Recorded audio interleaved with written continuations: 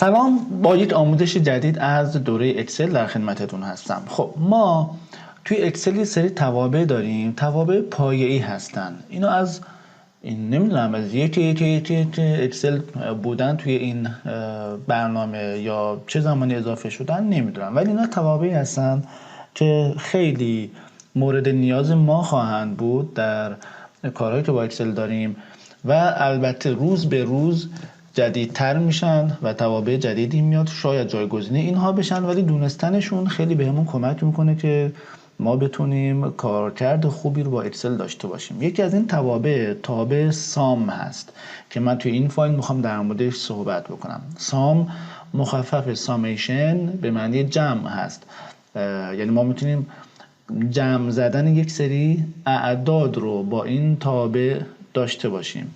دقت کنید، عدد جمع میزنیم با تابع سام، پس باید چیزی رو به اکسل بدیم و به تابع سام بدیم که عدد باشه.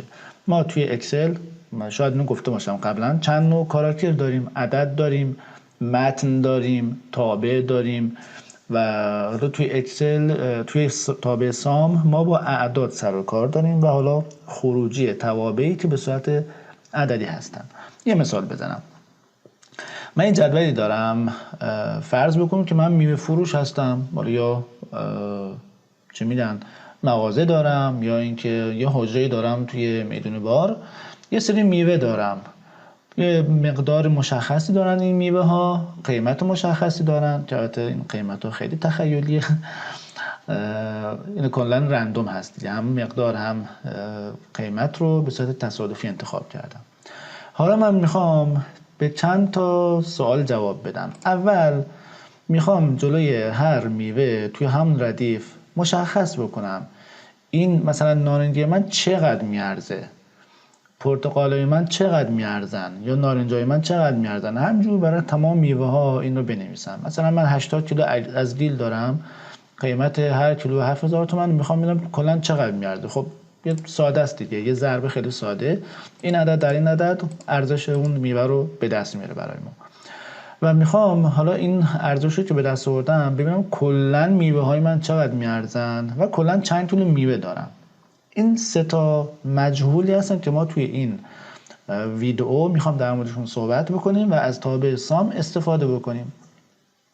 من خیلی ساده برای اینکه ارزش هر میوه رو به دست بیارم یه مساوی میزنم و میگم که مقدار سلول B2 رو که همون مقدار میوه ما هست، میوه نارنجی ما هست، ضرب در قیمتش بکن که توی سلول C2 مشخص شده و انتر میزنم.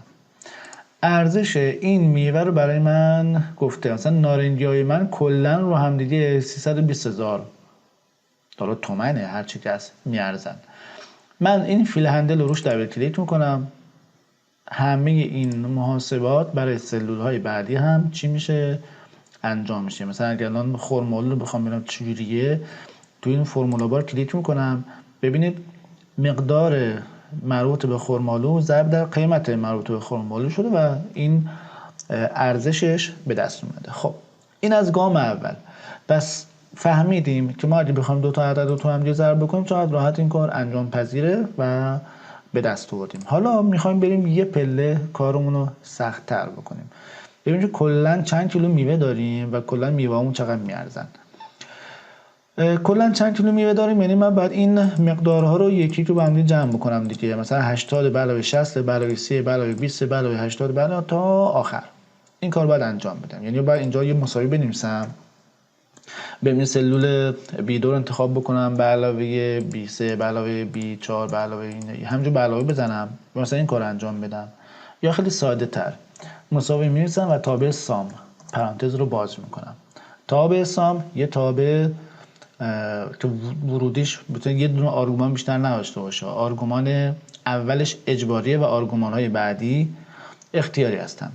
من توی تابع سام میتونم آدرس بدم، یعنی بگم که بیا این سلول رو کاما بذارم، ببینید آرگومان دوم فعال شد، این سلول کاما این سلول این کاما، همینجوری مثلا اگه فاصله داشته باشم با هم دیگه این کارو میتونم انجام بدم. یا اینکه کلا بیام یک محدوده رو بهش بدم، بیام توی آرگومان اول یه محدود بدم، یعنی اصلا از B2 تا B16 رو بهش بدم. خب اینجوری شد. پرانتز رو ببندم، انتر رو بزنم. ببینید کلا 770 کیلو میوه داریم. من چجور بفهمم این درسته یا نه؟ اگر این نوار پایینتون فعال باشه، من اینجا اگه بیام انتخاب بکنم این اعداد رو، یه سری محاسبات اینجا برامون نشون داده.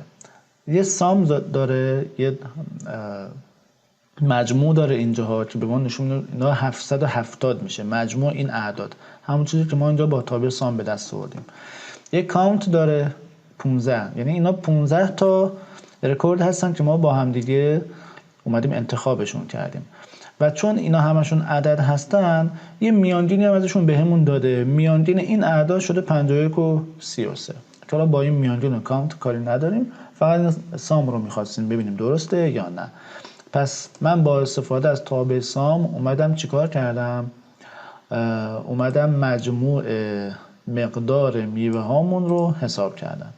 حالا اگه میخوایم ببینیم کلا این بار ما، انبار ما، چه میدونم میوه های ما کلا رو هم دیگه چقدر میاردن چیکار میکنیم؟ اینجا دوباره تابع سام مینویسیم، پرانتز باز، و اینجا محدوده D2 تا D16 رو بهش میدم، پرانتز بسته، انتر.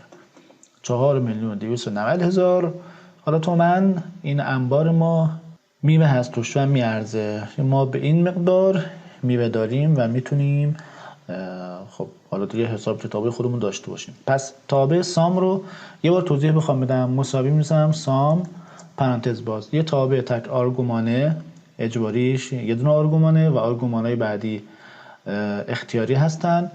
من میتونم بیام یک سلول آدرس دهی بکنم و بدم، یا میتونم مجموعه از سلول ها رو آدرس بدم. مثلا اگه اینا اعدادی باشن که جمعشون برای ما معنی دار باشه، من یک محدوده رو میتونم انتخاب بکنم و بهش بدم.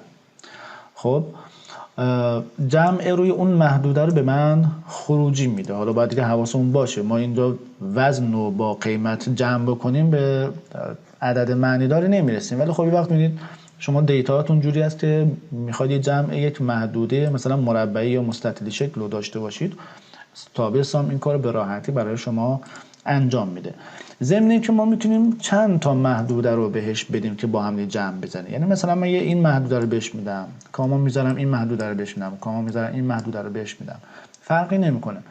ما توی هر آرگومان میتونیم یک سلول یا مجموعه از سلول ها رو به تابع سام بدیم و در نهایت خروجی رو به ما خواهد داد. این از تابع سام، یکی از تابع های پایه‌ای و بسیار کاربردی اکسل هست که دونستنش خیلی به ما کمک میکنه و ما توی ترکیباتی که خواهیم داشت برای توابع، مخصوصا اون جایی که با اعداد سر و کار داریم، از تابع سام استفاده خواهیم کرد به جای خودش. خب بریم تا بعداً با ویدیوهای بعدی و آموزش‌های بعدی. موفق باشید.